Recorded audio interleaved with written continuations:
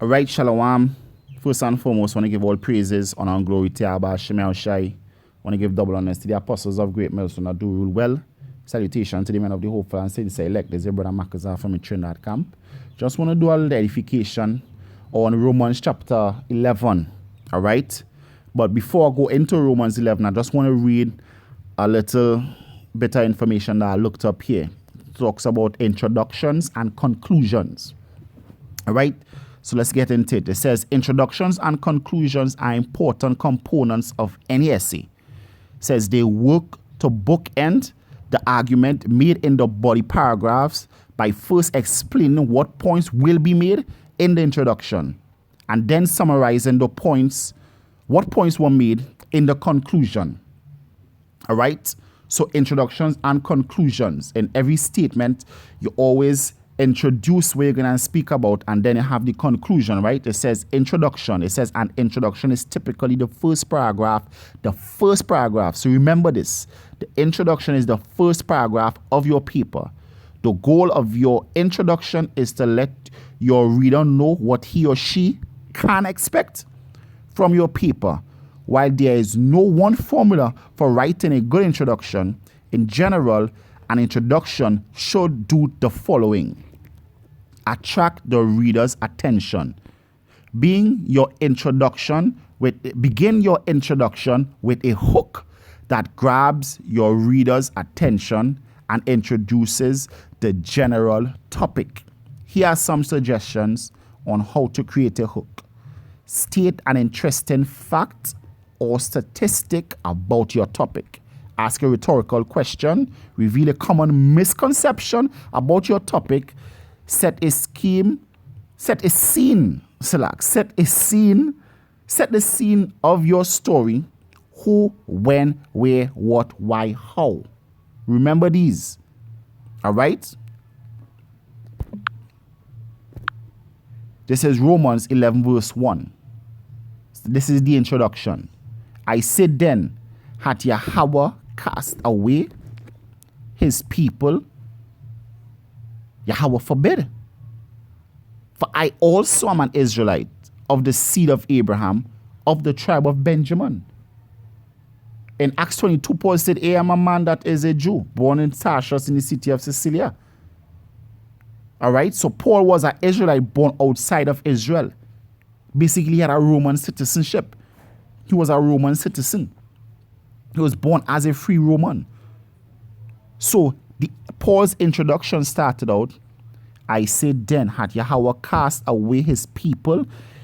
Yahweh forbid, for I also am an Israelite of the seed of Abraham, of the tribe of Benjamin. So the introduction is, we're speaking about Israel.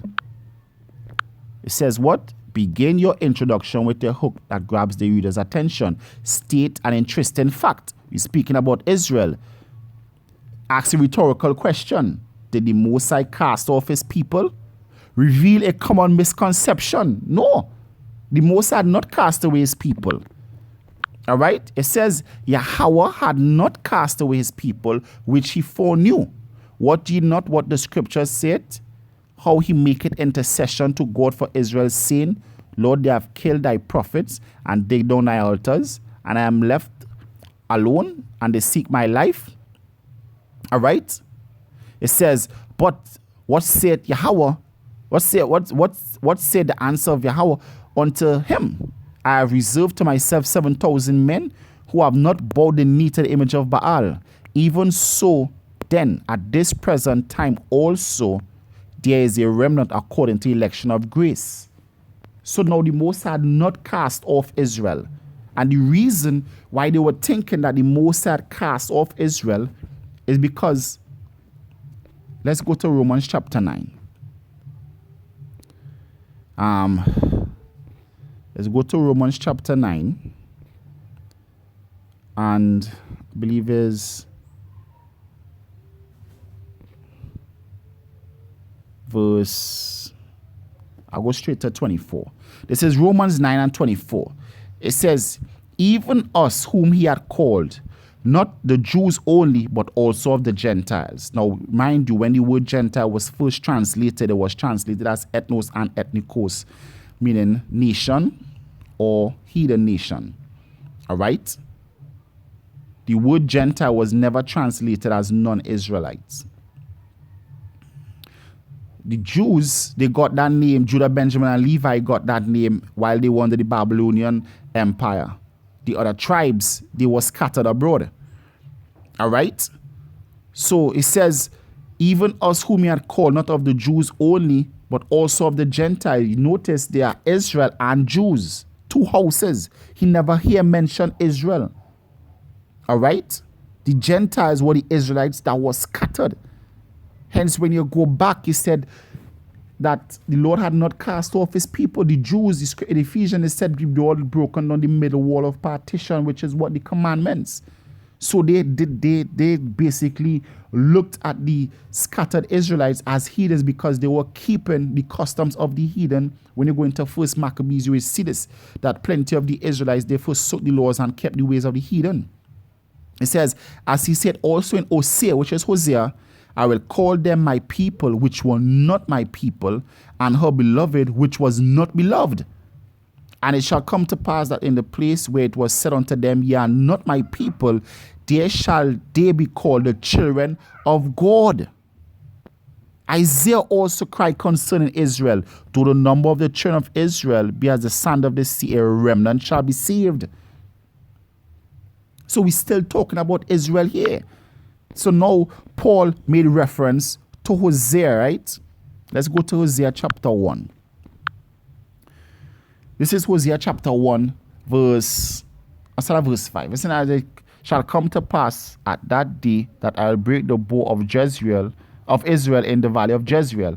And she conceived again and bore a daughter, and Yahweh said unto him, call her name Lo-Ruhamah, for I will no more have mercy upon the house of Israel, but I will utterly take them away.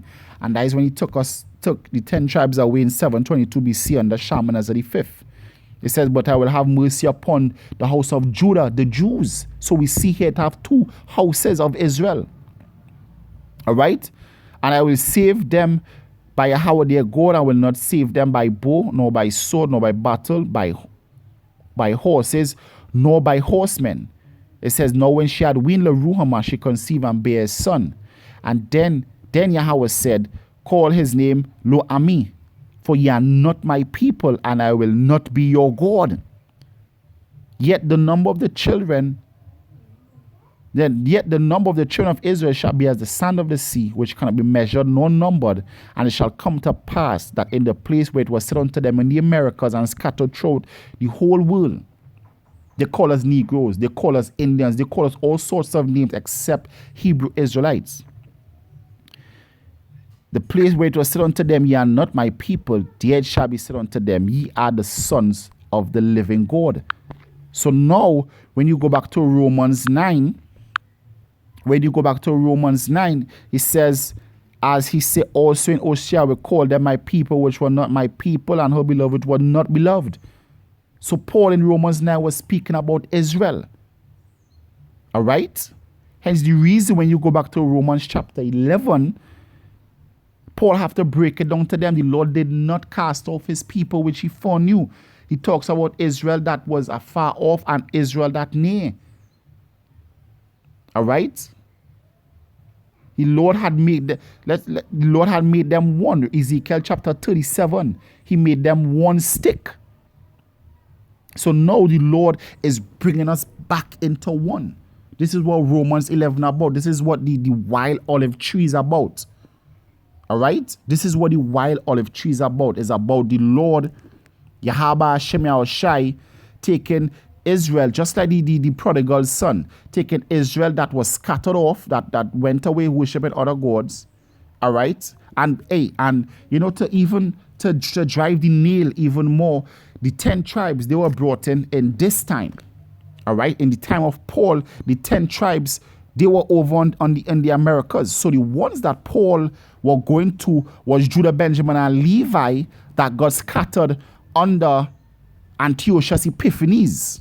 Antiochus the fourth Epiphanes, when he basically was forcing Israel to stop keeping their laws during the time of the Maccabees and the Hasmonean dynasty. Israel that got scattered throughout that time and drawn away. All right. So basically, Paul was going on to the first two tribes.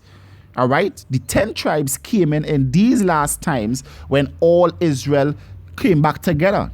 All right. Now, when as we read about introduction and conclusion, it says what? The introduction and then the conclusion will actually concrete everything that was said. So now let's jump down. This is Romans chapter 11, verse 25. It says, "For I will not, brethren, that you should be ignorant of this mystery." What mystery would it be if to simply say, hey, the Lord bringing in all nations? The mystery was that they couldn't understand, pursuant to Hosea chapter 5, I work a work in you that you will not believe, though it be told you. All right? Lest ye should be wise in your own conceits by believing that the nations going to be grafted in. That blindness in part is happened unto Israel of the circumcision until the fullness of the Gentiles come in. Where's the fullness of the Gentiles? We're going to go to that. And so all Israel shall be saved. There's the conclusion, as it is written, there shall come out of Zion a deliverer that shall turn away ungodliness from Jacob. All right.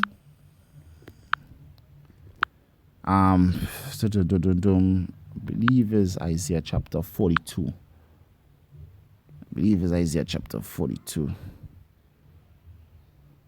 All right. Isaiah chapter 42, it says, I, Yahweh, have called in righteousness. I will hold my hand. I will keep thee, and I will give thee a covenant for the people, for a light to the Gentiles. All right. Now, I want to look up that same word Gentile, but in the Septuagint. All right. No, it's not this one. Just bear with me a second.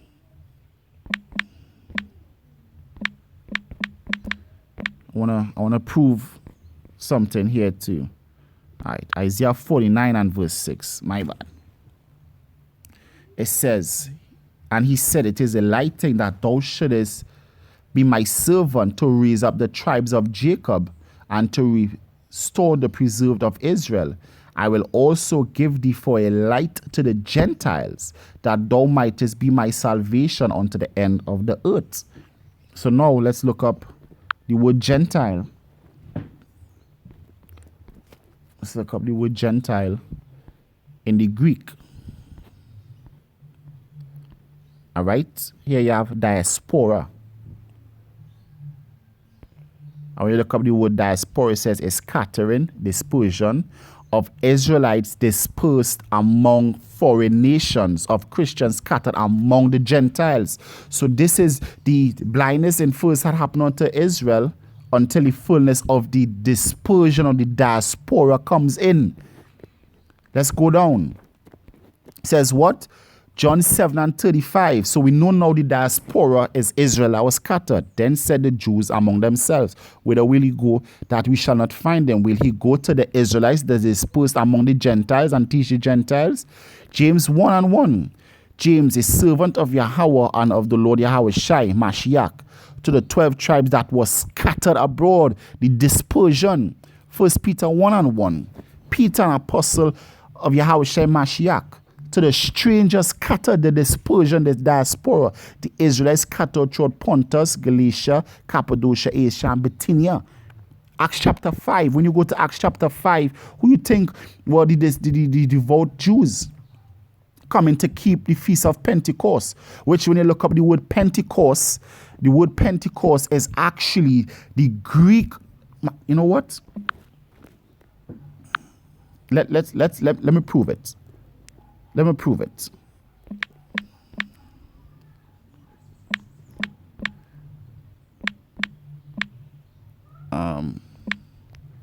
Let's look up the word Pentecost. Pentecost. It says what? Christian festival on the 7th day after Easter. It says late Latin Pentecoste. From the Greek Pentecoste, it says the 50th day. From Pentecostos, from Pentecostian, 50 or 25. It says what? The Hellenic. The Hellenic. Who are the Hellenes? It says Greek Jews that adopted Greek as their custom. Pentecostos, the Hellenic name for the Old Testament Feast of Weeks, a Jewish festival observed on the 50th day of the Omer. All right. After the Passover. All right, and it was a law that all Israelite male come to keep the Passover, the Feast of Weeks, or the Pentecost, and also the Feast of Tabernacles. So Pentecost, which they kept in Acts chapter 2, in Acts chapter 2, verse 5, the Feast of Pentecost is actually what the Hellenes, Israelites who adopted the Greek custom and language, called the Feast of First Fruits. All right, or the Feast of Weeks. So the diaspora are Israelites. Look at here. It says what? Of Israelites dispersed among foreign nations. This is who the diaspora is. All right. So Paul concluded for you. He started out in Romans 11 talking about Israel. He said the Lord had not cast off Israel. So why will he now come to the conclusion that, hey, don't be wise in your own conceit. All Israel have to be saved. Not just two houses, all. All right?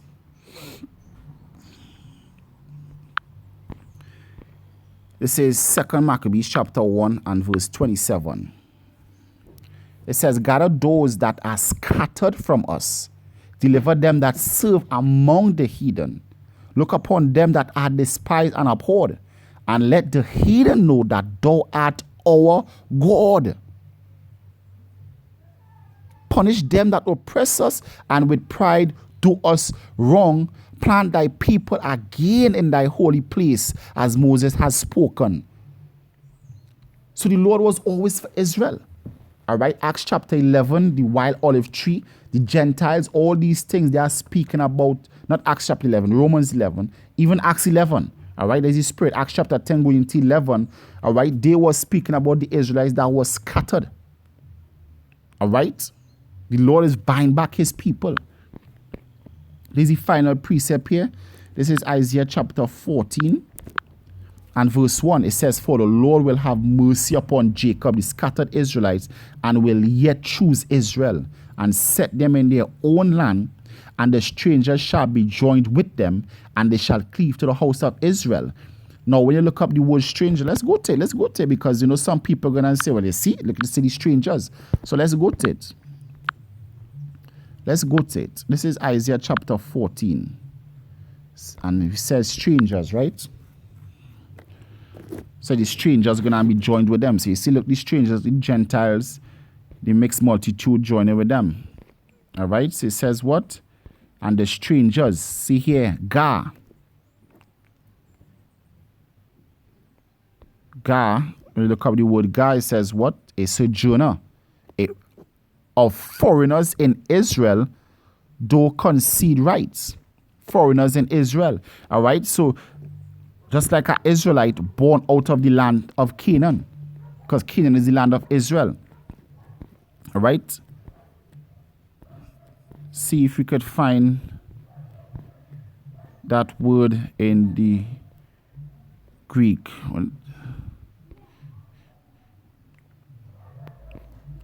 All right.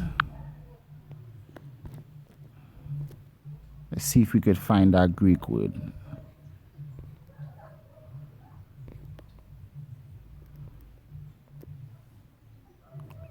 Just bear with me one quick second. Just bear with me. All right. While we're trying to find the Greek equivalent to that word.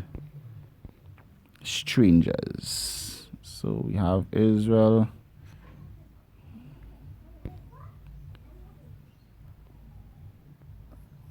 All right. I'm making one more try, and then once I can't find it, you know, I'll just continue.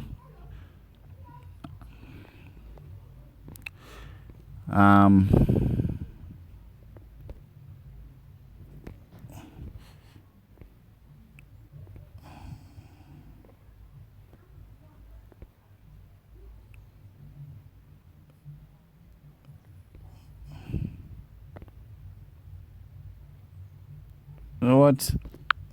I can't find it. So, we continuing. It says, the strangers we saw there, it is Ga, which just means stranger. All right. So we're going on to verse 2. It says, and the people shall take them. The people shall take them and bring them to their place. And the house of Israel shall possess them in the land of Yahweh for servants and handmaids, and they shall take them captives, whose captives they were, and they shall rule over their oppressors. Let's see what that word people means.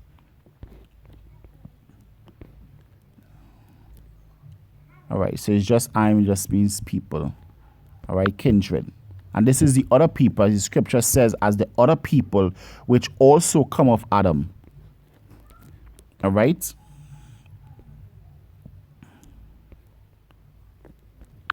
So